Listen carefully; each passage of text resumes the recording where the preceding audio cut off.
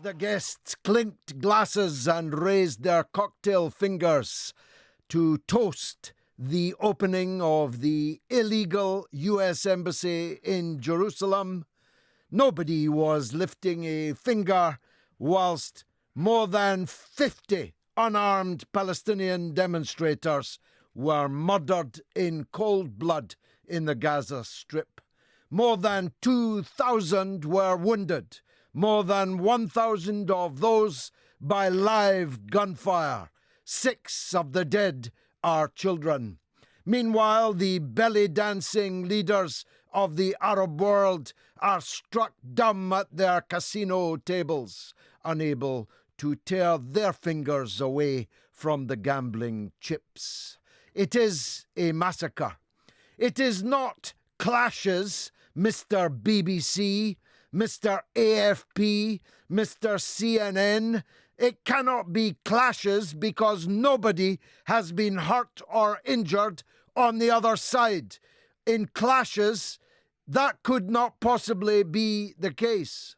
This is withering fire of live weapons into massive crowds of demonstrators with no means to defend themselves. This is rocket and bomb fire on unarmed, defenseless people.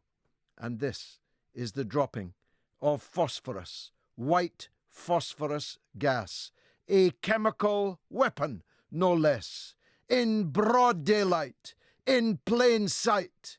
Neither are Palestinian officials claiming that more than 50 have died. This sanitization, this health warning, again brings our mainstream media into utter disrepute. It's not Palestinian officials that are claiming it. It's your own journalists, your own television cameras, your own recordists who are filming the massacre of more than 50 people.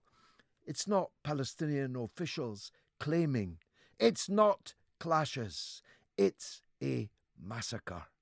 And its proximate cause is the decision that I described here at Talk Radio on the day that Trump made the proclamation would open the gates of hell. And hell is now what you are looking at, if you're lucky enough to watch the television screens that are prepared to show it. I just listened to the chump a minute ago on our news bulletin, saying that any country has the right to decide its own capital. Yes, if it's in its own country, it does. Germany hasn't the right to declare Rome as its capital, because Rome is somebody else's capital in somebody else's country. London doesn't have the right to declare Paris as its capital city because it belongs to France. Jerusalem is illegally occupied territory. I don't know if all the chump heads out there understand what that means. It is a crime under international law to make any, and I'm quoting from the law, any permanent changes to territory acquired by force. The reason nobody else has their embassy in Jerusalem is that Jerusalem was acquired by force. And to declare it your capital when you acquired it by force is a permanent change to the status of that territory you acquired by force. So, no, Mr. Trump, Israel does not have the right to declare Jerusalem as its capital city, neither according to international law nor according to the Oslo agreements. Remember them? Probably not. He's probably never heard of them.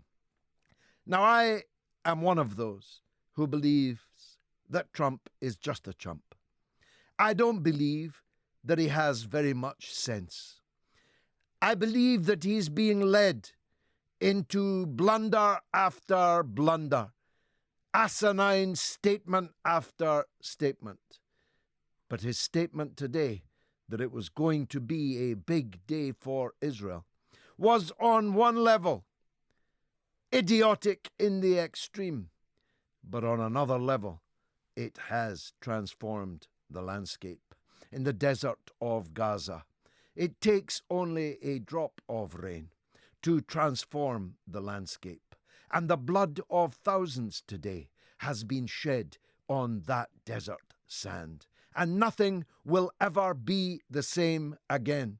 For Trump to claim that his move might help bring peace to the Holy Land is just about enough certification for the madhouse, because what it has done is set in motion, or rather hurtled the already pre-existing motion forward towards Armageddon, which I remind you once more is only a few miles as the bullets fly from where the massacre in Gaza took place. We'll be discussing that tonight with zealot of Israel and Trump, a lady who's there in Jerusalem. We'll be discussing it with a Jewish voice for peace. And we'll be discussing it with you on 0344 499 1000.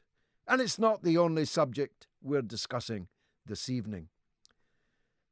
You just heard on our news bulletin MI5 describe the clear and present danger to us of the scattering remnants of so-called Islamic State, ISIS, ISIL, are spreading now on the four winds, and their spores of evil have landed here.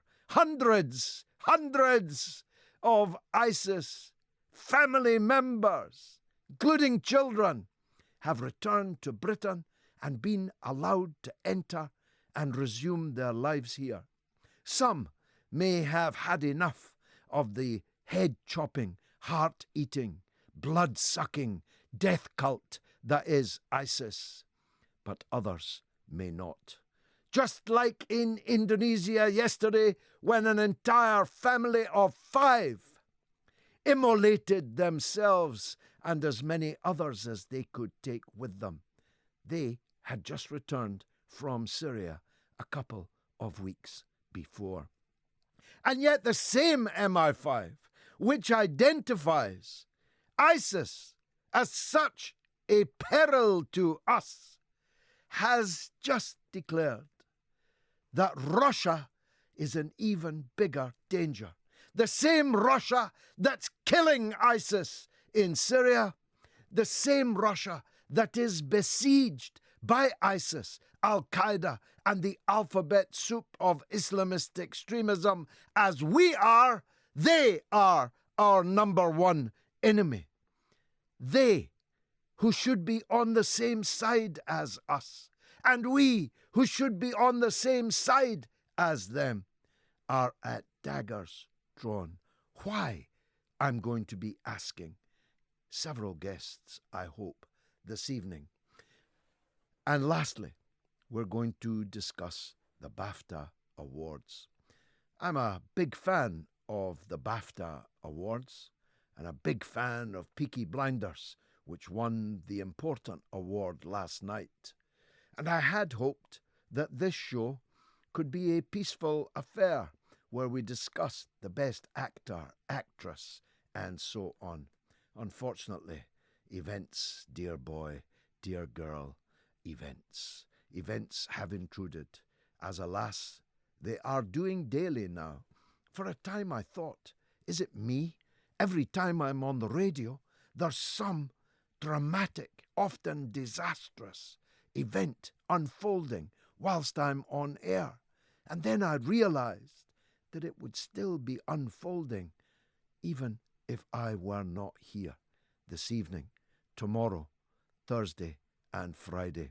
I won't be here on Wednesday because the late Melinda, whose passing has caused this dedication of this show tonight will not mind that her beloved James Whale is presenting our royal special from News UK's headquarters on Wednesday night, and that obviously would never be a gig for me, but it's James's comeback. I know how much Melinda meant to James. He talked about her practically every time he was on air over decades. And I'm dedicating this show tonight to Mr. and Mrs. James Whale.